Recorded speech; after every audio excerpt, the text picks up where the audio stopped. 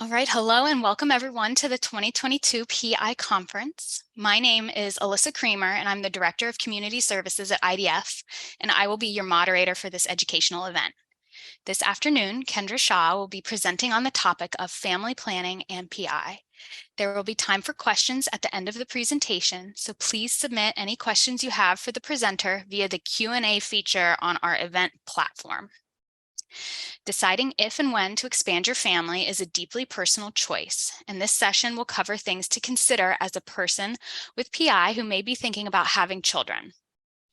Kendra Shaw is a certified and licensed genetic counselor at the University of Iowa hospitals and clinics. In this role, she serves as a supervisor of prenatal genetic counseling and provides genetic counseling to high-risk prenatal patients. She's involved in teaching medical students, genetic counseling graduate students, and other non-genetics healthcare trainees. She's an active member of the National Society of Genetic Counselors and previously served as the 2021 chair of the Access and Service Delivery Committee within this organization. Kendra is passionate about learning from everyone, including her patients. Welcome, Kendra. Thank you. So good morning, good afternoon, good evening, wherever you are. I am honored to be speaking to you all at this year's PI conference, and I look forward to our next 45 minutes together.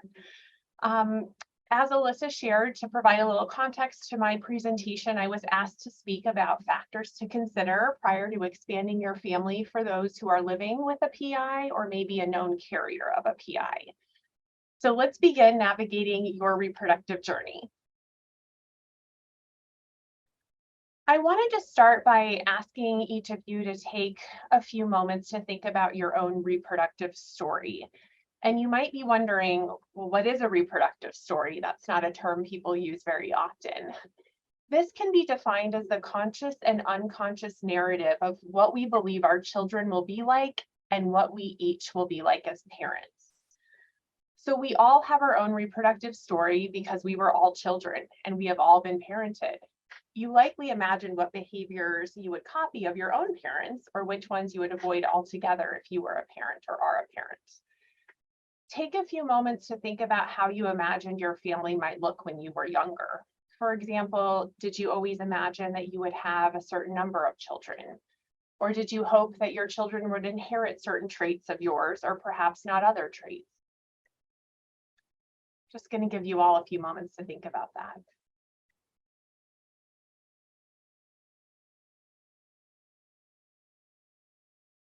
Our own reproductive stories have formed over many years since we were young children, and our story becomes a major part of our identity as adults.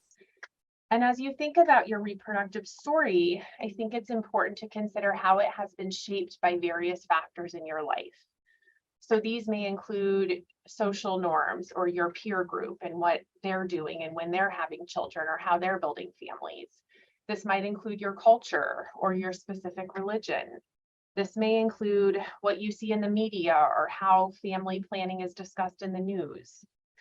This may include your own way of growing up in your family. How many siblings did you have? What did you always envision? And then there may be other factors that inform your own reproductive story. And those are all important to consider as you navigate this journey for you.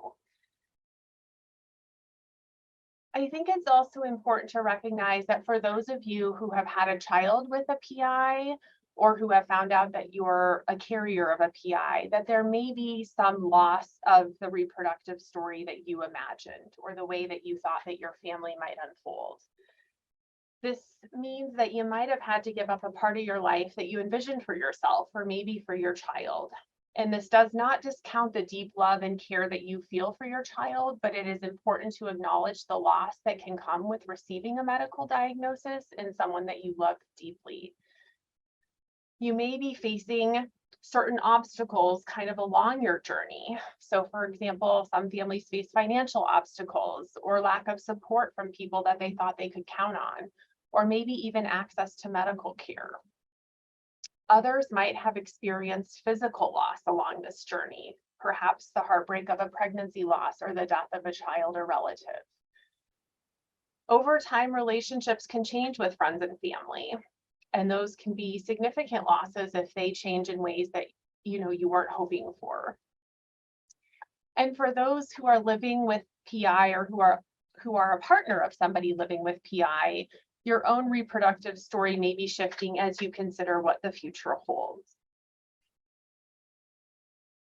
Despite these losses that may be part of your story, I think it's important that we all know that there is light and hope within our own journeys. And taking some time to just reflect on the personal strengths that each of you have brought to maybe caring for yourself or a child or a family member living with a PI is important. Consider what obstacles you've already overcome. What has surprised you about your own journey thus far?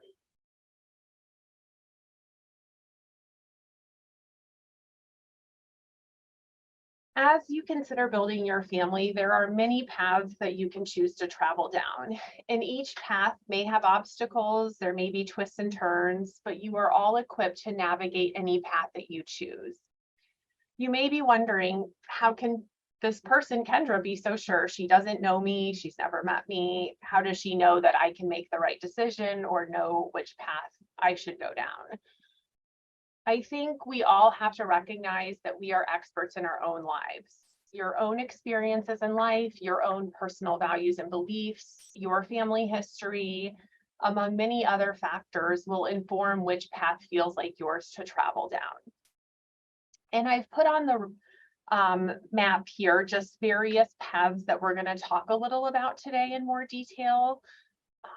But here are just some ideas of options for you as you consider building a family.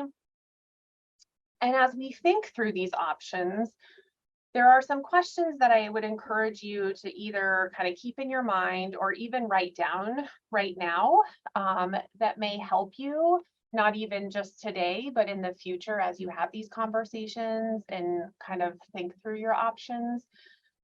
So some of these questions for thought are: consider kind of what quality of life you might want for your child. And quality of life is defined in many different ways, but I think about what kind of physical, mental, or social well-being is important to you and important to your children. Some people think about what level of independence could their child have, or could their child engage in meaningful relationships and work. Quality of life is defined by each of us in our own way. You might consider, what would it be like to care for maybe a first or a second or a third child who's affected with a specific PI in your family? In thinking about that, it's important to consider what support do you have available? How accessible is medical care, for example, and where you live? You might also ask yourself, how do you feel about the idea of having a child that is not biologically related to you? Or how could you bring meaning to your life if you chose not to have children?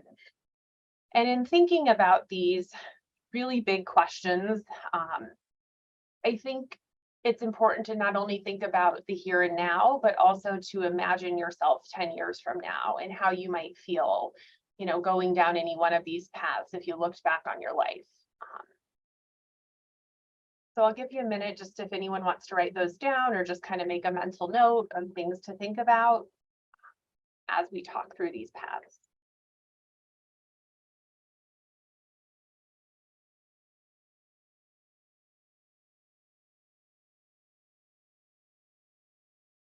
And I think as you imagine these different kind of final destinations, it's important to consider the thoughts and feelings that arise within you and to be open to what comes to your mind and the feelings that surface.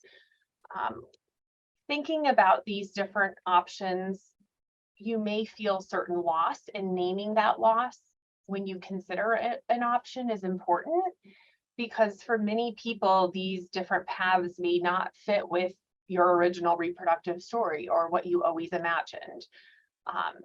If you are in a relationship, it's important that you share your feelings with your partner, and to understand that each of us will have a different reaction to these different destinations, and that's just based on our personal experiences in life.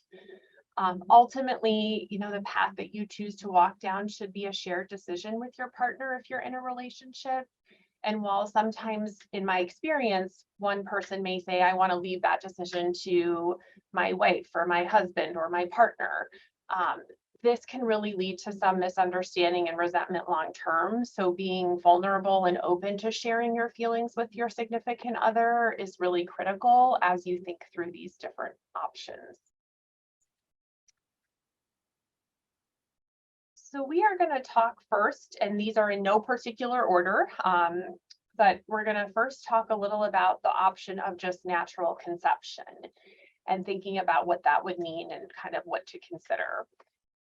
So with the idea of just having a pregnancy naturally, if that is a path that you think about, there comes with this the accepting of a potential risk to have an affected pregnancy. And so for individuals who are living with a PI or who themselves carry a PI, that risk will vary based on the inheritance pattern of your condition. And it may range from really significantly low. For example, if you've had a prior child who had a sporadic new genetic change, the risk may be really low to have another child who's affected. But if you're living with a PI that is inherited in an autosomal dominant pattern, that risk may be 50% to have an affected child. If both parents are carriers of the same condition, the risk may be 25% with each pregnancy. So again, this risk varies, but I think thinking through, are you willing to accept that risk? And if you are, what would you want to know in the pregnancy? For example, would you want to know if a pregnancy was affected with a specific PI? Did that pregnancy inherit the genetic changes in the family? And how would you use that information? So some people I meet say, I just want to know while I'm pregnant if my baby has the same genetic condition as I do, because I need to plan, I need to get the right medical care lined up, I need to think about the resources that I need after delivery or where to deliver my baby. And then other people may use that information to make decisions about their pregnancy, which is a very personal choice just based on one's own values and beliefs. It's also important to know that prenatal genetic testing is optional. So there is no situation where you absolutely need to do genetic testing in a pregnancy. And there is always a choice to do genetic testing after birth, which could help guide medical management for a child or to rule out a specific PI condition after delivery. Let's talk a little about how genetic testing for PIs is performed during pregnancy. But first, what's really critical to understand is that to perform prenatal testing, the specific genetic changes must be identified in the relatives who are affected with the PI and or in the parents who are suspected to carry a PI. And the reason for that is that in order to test a fetus for a specific PI, we need to know what specific genetic change in the family we're looking for in the fetus. Prenatal genetic testing can offer testing for not just PI in the family, but for other genetic conditions, but not all.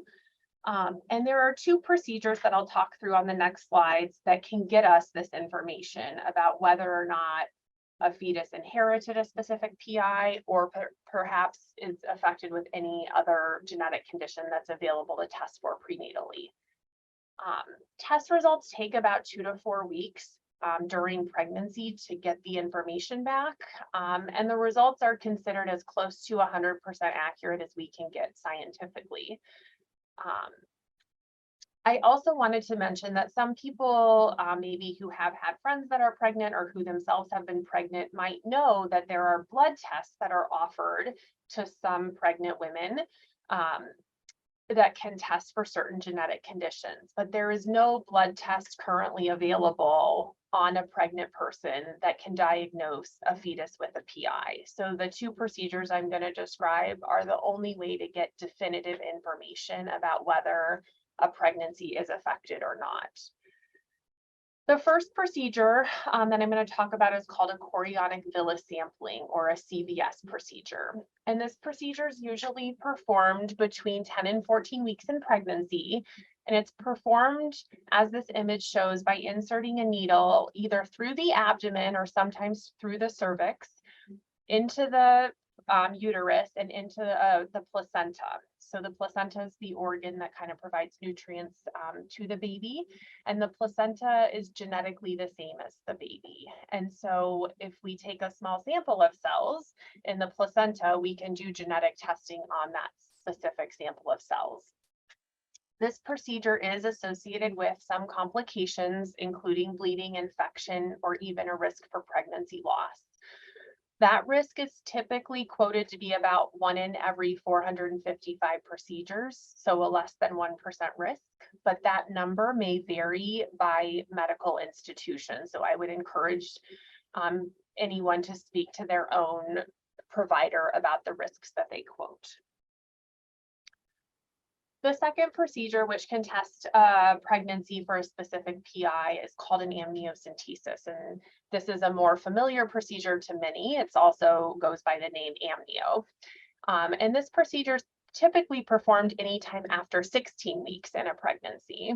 And it's performed by inserting a needle, again, through the abdomen and uterus into the amniotic fluid that surrounds a fetus. And the cells in the fluid actually contain the genetic makeup of the fetus and can be tested for the specific genetic changes in the family. Just like with a CVS, this procedure is associated with risk for complication, including bleeding, infection, and risk for pregnancy loss. Although the risk is a little bit lower with an amnio, and it's quoted to be about 1 in every 900 procedures, which again is a less than 1% chance for pregnancy loss. So I'm going to kind of transition to the option of in vitro fertilization, which some of you may be familiar with. I think people often have heard the term IVF, but maybe don't always know how that actually looks and how this works. And so I'm going to just talk a little about what is IVF. This is a process of fertilization that involves taking fertility medications to help stimulate egg production. And then the eggs and sperm are collected and they're combined in a laboratory dish to form embryos. These embryos can then be tested for specific genetic changes in a family. And then the unaffected embryos can either be frozen for future use or transferred to a person's uterus. Some people may choose to use their own eggs or sperm, while other people may choose to use either an anonymous donor egg or sperm, or perhaps somebody that they know that's willing to donate.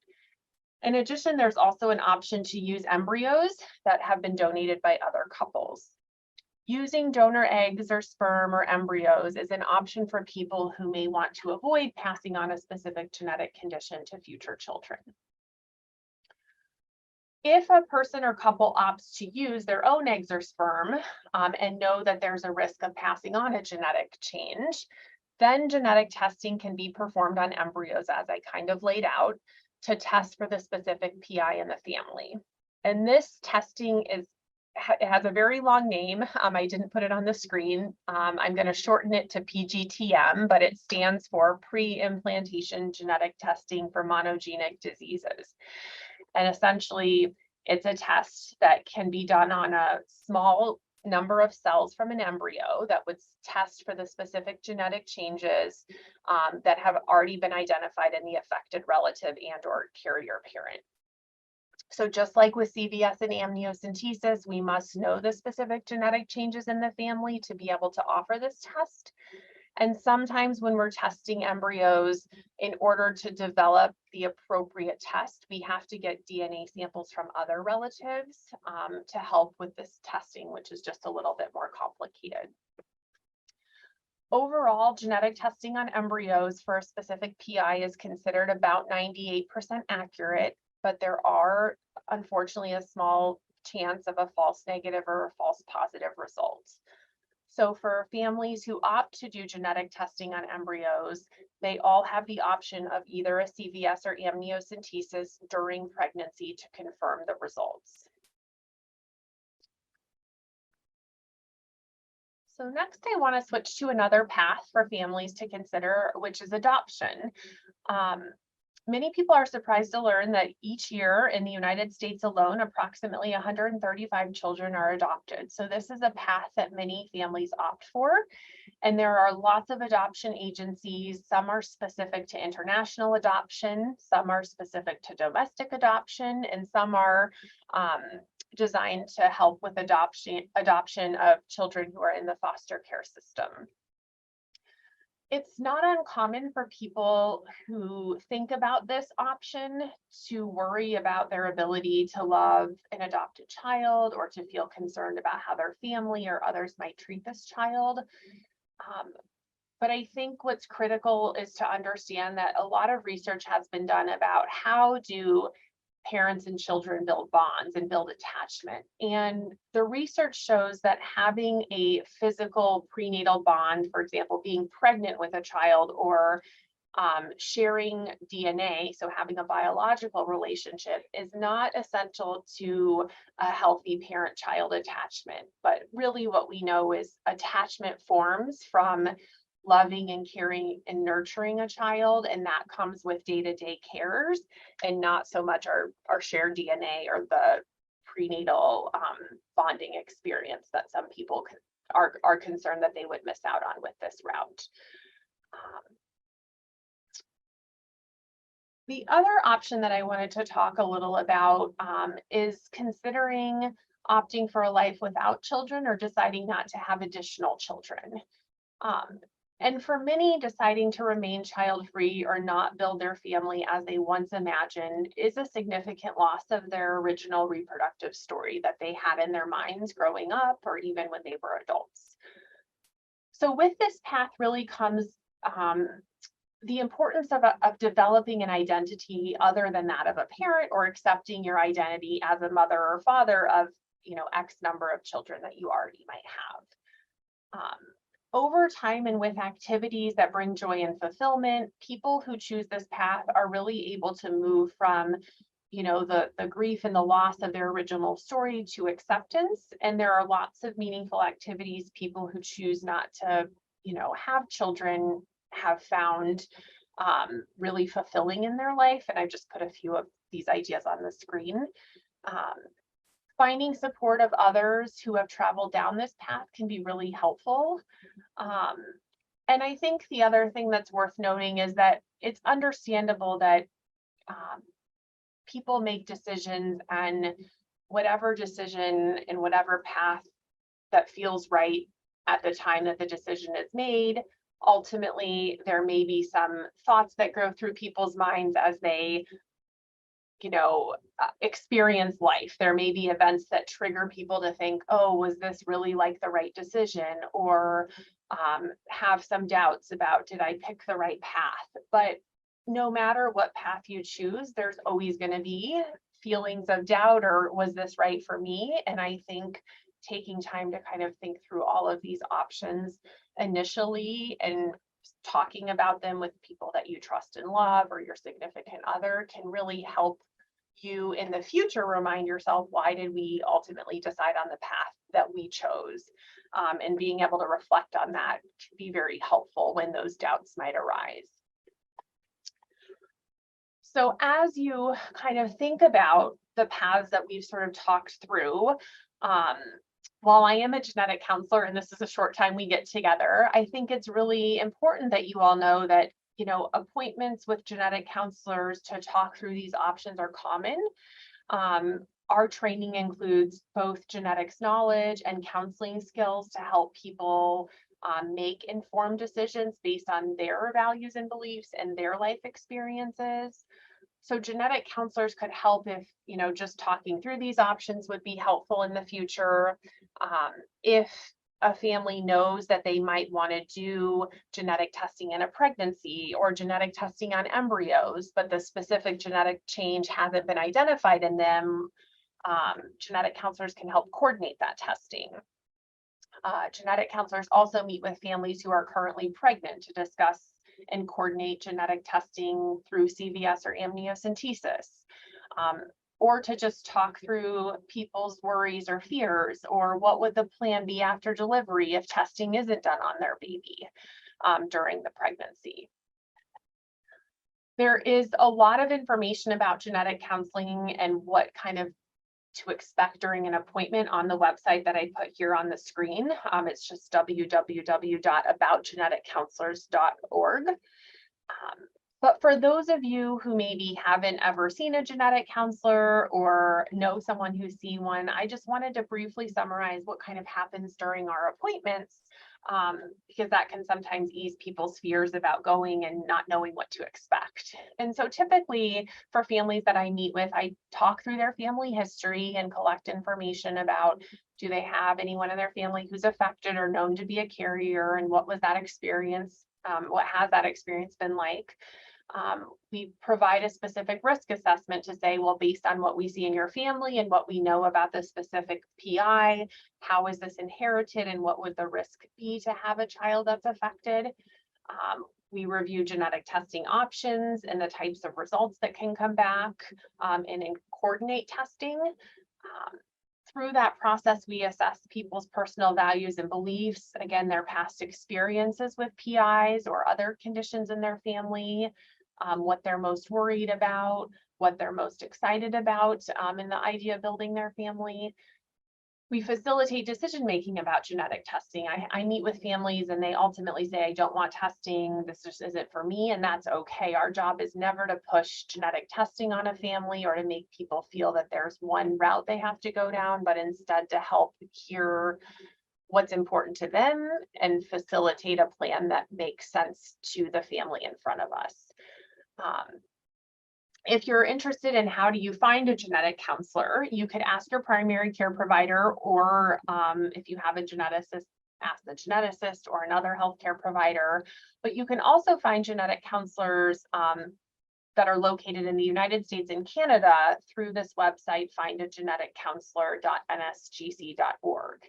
And this website actually has information about genetic counselors who do in-person visits or who do telehealth video appointments.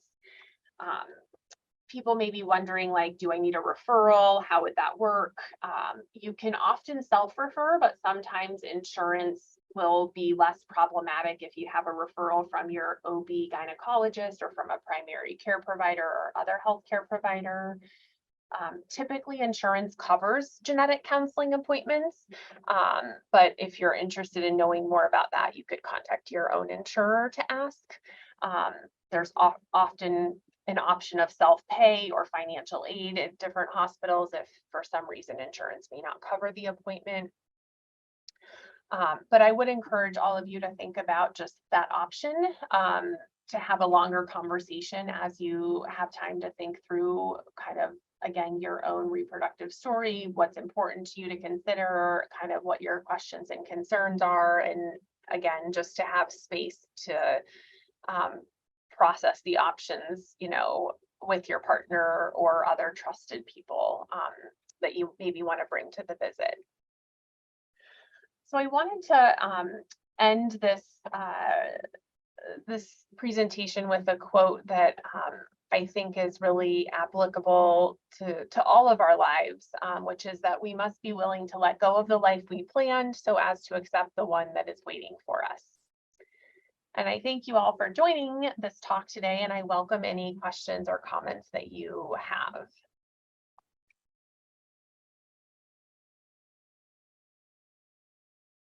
Great. Thank you so much, Kendra. That was a terrific presentation, just a great overview of family planning options, especially when you have a chronic condition and want to know kind of where to go or what your options really are. So thank you so much. We do have some time available for Q&A, and I know there's a couple that have already been submitted. So before we begin, while you're thinking of any questions you have for Kendra, just please remember that everyone's treatment and condition are unique. The information presented during this session is not medical advice, and it's not intended to be a substitute for medical advice, diagnosis, or treatment. And always seek the advice of your own physician or other qualified health provider with questions concerning a medical condition. All right, so our first question that I have seen come in says, my child has a PI, and we found out that I am a carrier and my other children are also carriers when we found this out after he was diagnosed. How can I initiate conversations with my kids who are carriers about their future family planning? That is a very common question, just to put that out there. And I have a lot of families ask me that. Um, I think it's always important to people know their children best. They know when maybe is the appropriate age, or when their child starts asking questions. But I actually encourage families to share what they're comfortable with their children, but to encourage their child as they become of adolescent age or young adults to meet with a genetic counselor to understand the implications of being a carrier and what options exist for them, so that all of that burden of that discussion doesn't fall entirely on parents. And because medicine changes so much from year to year and options may change. So I would encourage you to, again, know what feels right to share based on your child's own development and the questions they're asking, but to offer and encourage that maybe they see a genetic counselor as they reach an age where they could think about conceiving a child on their own. Thank you. All right, another question that has come in says that, do you know if all or most types of PI are genetic or are some just random? I have common variable immune deficiency and no one else in my family does. What are the odds that I pass it along? That is also a great question. So while there are a number of PIs that are caused by specific genetic changes that we can find and that we know about scientifically, there are also a subset of primary immunodeficiencies that we haven't pinpointed a precise genetic cause. And that might be because it's not just a genetic condition. Maybe there's environmental influences or other factors that we aren't aware of, that are contributing, or maybe it's that we just haven't found the specific gene associated with that condition. I don't want to speak specifically about risks to the common variable immunodeficiency without more information about your kind of workup and, without looking into the specific scientific literature. But I would encourage you to talk to a genetic counselor who could go through your family history and review your medical records to talk through your specific risks. Thank you. That's good to hear. Someone else is saying that I have a number of chronic health conditions that I worry about passing on. I am interested in exploring IVF, but how do I initiate something like that? Like, who do you talk to? Yeah. So there are obviously lots of IVF clinics around the country and the world. A lot of them take self-referrals, and a lot of them may require referrals from an OB or gynecologist. So I would maybe start by asking your specific primary care provider or gynecologist, like, do they have a recommendation for a clinic nearby? And what's the process for getting a referral, or could you just call? Now, people do their own research and look online and find a clinic that they're maybe interested in, which you could also do, but it may be best to start with your own healthcare provider. Alternatively, you could also consider talking to a genetic counselor about the risks and the health concerns that you're primarily worried about, and kind of whether IVF would allow for specific testing for the conditions that you're concerned about. And then they could maybe put a referral in. So that would be another path.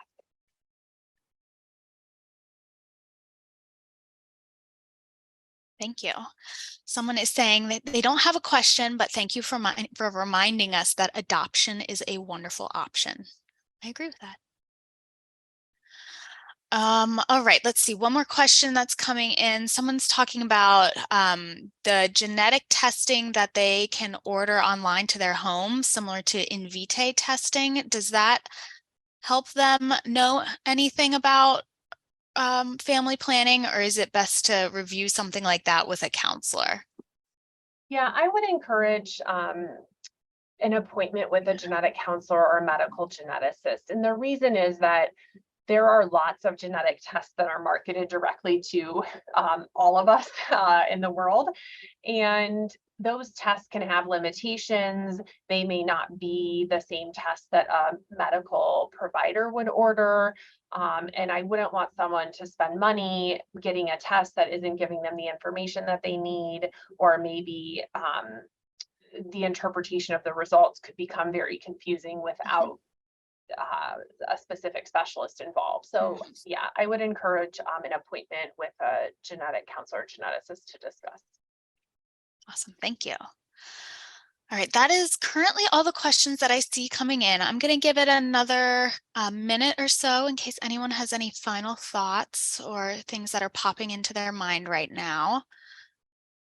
But I do want to take this time and just say thank you again, Kendra. This has been an amazing session, just laying out all the options for expanding your family or not expanding your family that people have available to them that I don't think everyone really thinks through. So I appreciate you kind of level setting and guiding us on that journey at the beginning of this presentation to really kind of figure out what is it that works for you and for your family. All right, let's see. All right. Okay, I'm not really seeing anything else coming in. So with that, we can start wrapping it up. And I will just say thank you to everyone who joined. And again, thank you to Kendra. This has been such a great presentation and it was really an honor to have you join us today. To everyone who's tuning in, I hope you enjoy the rest of the conference. We do have some great sessions coming up this afternoon. Timely enough, something that is specific on genetic testing and genetic counseling beyond just family planning, as well as navigating health insurance, and a great panel about explaining your diagnosis to others. So we hope to see you all later again today, but also tomorrow with some of our keynote sessions. And I hope everyone has a great rest of your day. Take care.